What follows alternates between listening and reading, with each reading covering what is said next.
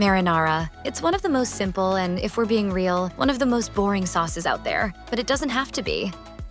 It might seem strange, but cocoa powder or instant coffee are secret ingredients that you should be adding to your marinara. They make the sauce taste richer and more complex without letting their own flavor shine through. So it won't end up tasting like you've poured your morning coffee into your pasta sauce. Cocoa and coffee both have a slight bitterness, which helps balance out the sweetness of the tomatoes in the sauce. They can also bring more depth and interest to marinara. They ultimately make the umami notes in the sauce seem stronger, so it tastes even more savory and delicious. Oh, that's better. I could whack my own mother now.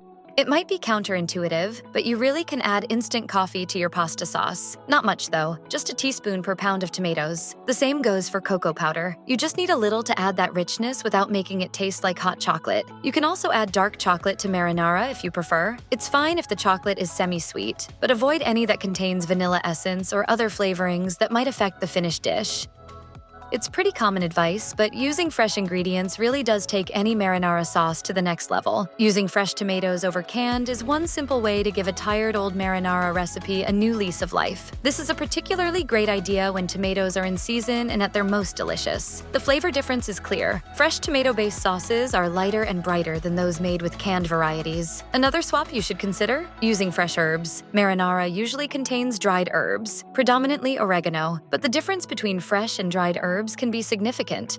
It's not that one is always better than the other. Dried oregano is flavorful, yet fairly mild. The fresh stuff is sharper with a more peppery flavor. You might find that fresh oregano isn't your bag, but you don't have to stick to oregano. Fresh thyme is also delicious in marinara. It's complex, with floral notes that shine against the rich acidity of the tomatoes. Rosemary is another great addition. It's a little woodsy and bitter, but has some citrusy notes as well. And of course, fresh basil is a classic addition to any Italian dish. You can also level up your marinara by using fresh onion and garlic. Yes, it takes a bit of time to chop them, but those few extra minutes are well worth it for the improved flavor. Cook your onions for about 5 to 7 minutes until they start to soften and have turned translucent. Then add the garlic and cook for a few more minutes until it's fragrant. At this stage, you can add the tomatoes and other ingredients. So, sure, it's more time-consuming than just throwing in powdered onion and garlic, but it tastes so much better.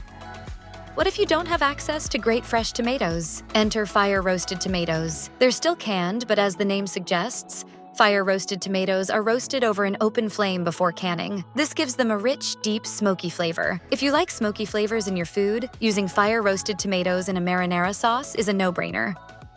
To make marinara even tastier, just add wine. Don't be intimidated if you aren't used to cooking with wine. It's simple. Wine brings a depth of flavor to sauces without being too boozy, or even having the obvious flavor of wine. To wine. To wine. To wine. You can use either red or white wine. Red is often the go-to choice as its robust flavor stands up well against the richness and depth of tomato sauce. But white wine has its place too. It makes a slightly more subtle addition, but still brings extra flavor. It's a little brighter and lighter than marinara made with red wine. The trouble is, you can't just throw the wine in your sauce at any point and hope for the best. When making marinara, you'll generally want the wine to cook off to deepen the flavor. This means that you should add it to the aromatics at the beginning and let it simmer for a while before adding the tomatoes. A little bit of wine. Marinara is generally considered a fairly quick sauce. It doesn't have the all-day cooking times that you'll find with other classic Italian sauces. When you're in a hurry, this is a great thing, but simmering concentrates the flavors, making tomato sauce richer and more savory. So, a slow-simmered marinara sauce can be transcendent. Simadonna!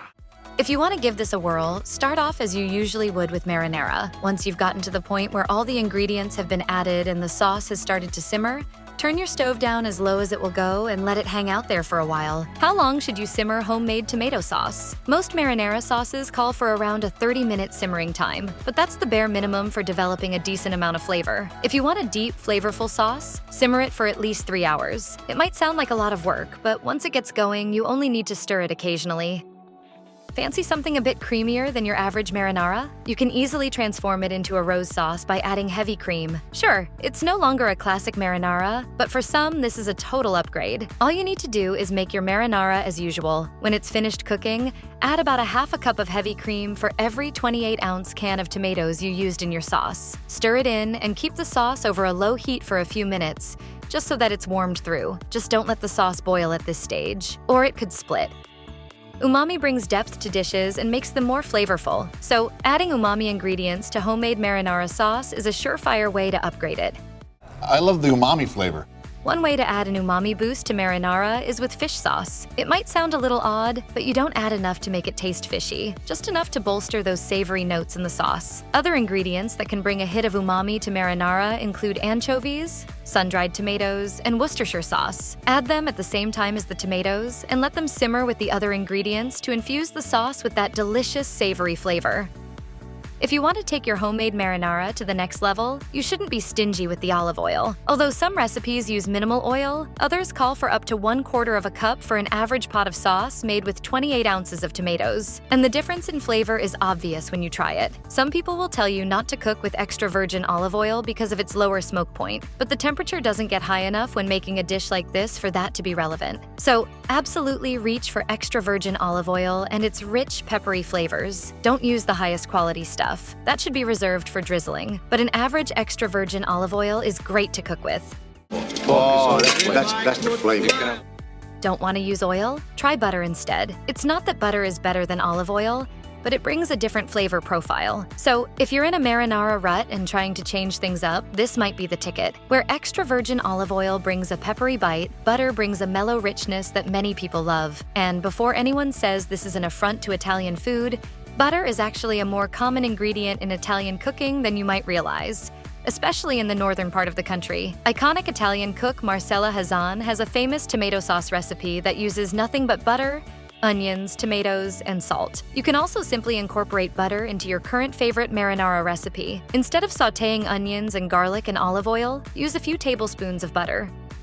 Caramelized onions and roasted garlic can bring a depth of flavor to marinara sauce that regular sautéed onions and garlic can't. It takes a bit more time to roast and caramelize, but the flavor gains are real. Caramelizing onions is simple but requires patience. You need to cook onions slowly over a low heat in your fat of choice, stirring every few minutes. As the onions cook, you'll see them change color, first turning golden and then brown. At that point, you can add the tomatoes and other ingredients and simmer. Roasted garlic is sweeter and milder than sautéed garlic, so you can use a full bulb in a batch of marinara to bring loads of flavor without overwhelming the dish. To use the roasted garlic, simply squeeze the bottom of the head, and the soft, creamy cloves will pop out. You can mash these and mix them into your sauce.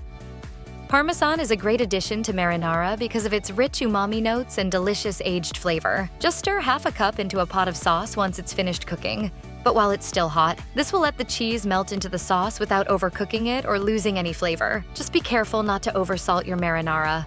Choose your favorite and spaghetti or not, here we come.